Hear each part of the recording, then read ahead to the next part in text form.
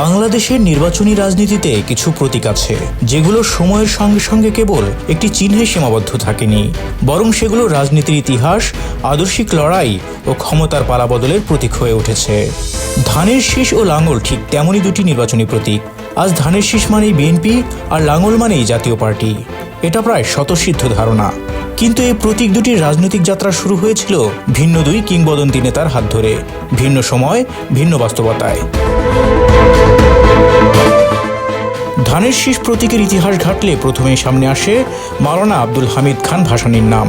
1957 সালে তিনি আওয়ামী মুসলিম লীগ থেকে বেরিয়ে এসে গঠন করেন ন্যাশনাল আওয়ামী পার্টি বা ন্যাপ। কৃষক, মেহনতি মানুষ ও বামঘেঁষা রাজনীতির প্রতীক হিসেবে ন্যাপ শুরু থেকেই ধানের শীষকে নিজেদের নির্বাচনী প্রতীক হিসেবে বেছে নেয়। পাকিস্তান আমলে অনুষ্ঠিত সব নির্বাচনে ন্যাপ ধানের শীষ প্রতীকেই অংশ নেয়। 1970 সালের ঐতিহাসিক নির্বাচনে যখন পূর্ব পাকিস্তানের রাজনীতি এক সংকটময় মোড়ে দাঁড়িয়ে, তখনও ব্যালট পেপারে ন্যাপের পরিচয় ছিল ধানের শীষ। স্বাধীনতার পর প্রথম জাতীয় সংসদ নির্বাচন অনুষ্ঠিত হয় 1973 সালে। সেই নির্বাচনেও ন্যাপ ধানের শীষ প্রতীক নিয়ে অংশ নেয়, যদিও দলটি কোনো আসনে বিজয়ী হতে পারেনি। 1975 সালে শেখ মুজিবুর রহমান একদলীয় শাসন ব্যবস্থা বাকশাল চালু করলে দেশের অন্যান্য রাজনৈতিক দলের মতো ন্যাপও বিলুপ্ত হয়ে যায়। পরের বছর মাওলানা ভাসানীর মৃত্যুতে ন্যাপের রাজনৈতিক অস্তিত্ব আরও দুর্বল হয়ে পড়ে। এই সময়ে বাংলাদেশে নতুন রাজনৈতিক বাস্তবতার সূচনা হয়। সামরিক শাসনের প্রেক্ষাপটে জেনারেল জিয়াউর রহমান ধীরে ধীরে বহুদলীয় রাজনীতির পথ উন্মুক্ত করার উদ্যোগ নেন। নিজের রাজনৈতিক দল গঠনের প্রক্রিয়ায় তিনি পুরনো রাজনৈতিক কর্মী ও সংগঠকদের সহায়তা নেন। ন্যাপের প্রভাবশালী নেতা মশিউর রহমান, যিনি জাদু মিয়া নামে পরিচিত, এই পর্যায়ে গুরুত্বপূর্ণ ভূমিকা পালন করেন। তার নেতৃত্বে ন্যাপের একটি বড় অংশ নতুন গঠিত বিএনপিতে যোগ দেয়।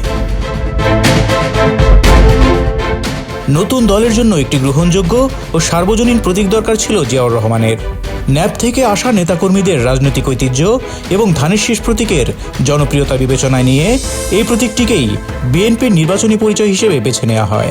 আর সেই নির্বাচনে তার প্রতীক ছিল ধানের শীষ। এটি ছিল ধানের শীষের নতুন রাজনৈতিক অধ্যায়ের সূচনা। এরপর 1979 সালের জাতীয় সংসদ নির্বাচনে বিএনপি প্রথমবারের মতো দলীয় প্রতীক হিসেবে ধানের শীষ ব্যবহার করে। সেই নির্বাচন থেকেই ধানের শীষ কার্যত বিএনপির স্থায়ী প্রতীকে পরিণত হয়। পরবর্তী সময়ে 1991, 1996 সালের দুই নির্বাচন, 2001 এবং 2008 সালের নির্বাচনে বিএনপি এই প্রতীক নিয়েই ভোটের মাঠে নামে। এর মধ্যে 1991 ও 2001 সালের নির্বাচনে বিএনপি সরকার গঠন করে রাষ্ট্র ক্ষমতায় অধিষ্ঠিত হয়।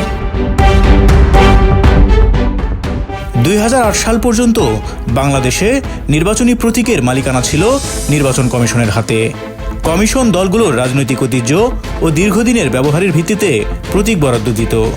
সেই ধারাবাহিকতায় আওয়ামী লীগ নৌকা, বিএনপি ধানের শীষ, জাতীয় পার্টি লাঙল এবং জামায়াতে ইসলামী দাড়িপাল্লা প্রতীক পেয়ে আসছিল। তবে 2008 সালে রাজনৈতিক দল নিবন্ধনের নিয়ম চালু হলে প্রতীকসহ নিবন্ধন বাধ্যতামূলক করা হয়। তখন বিএনপি ধানের শীষ প্রতীক সহ নিবন্ধিত হয়ে প্রতীকটির আইনি মালিকানা নিশ্চিত করে। তার আগে ধানের শীষ প্রতীক নির্বাচন কমিশন অন্য দল ও ব্যক্তিকেও দিয়েছিল। 1986 সালের সংসদ নির্বাচনে বিএনপি অংশ না নেওয়ায় সামরিক শাসক এরশাদের রাজনৈতিক প্ল্যাটফর্ম জনদল এই প্রতীক পায়।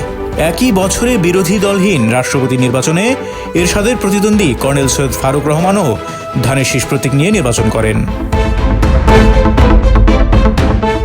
লাঙল প্রতীকের ইতিহাসও একইভাবে গভীর রাজনৈতিক উত্তরাধিকার বহন করে। ব্রিটিশ আমল ও অবিভক্ত বাংলার রাজনীতিতে শেরে বাংলা একে ফজলুল হকের কৃষক প্রজা পার্টির নির্বাচনী প্রতীক ছিল লাঙল। কৃষক সমাজের অধিকার ও জমির প্রশ্নে আন্দোলনের প্রতীক হিসেবেই লাঙল ব্যবহৃত হতো।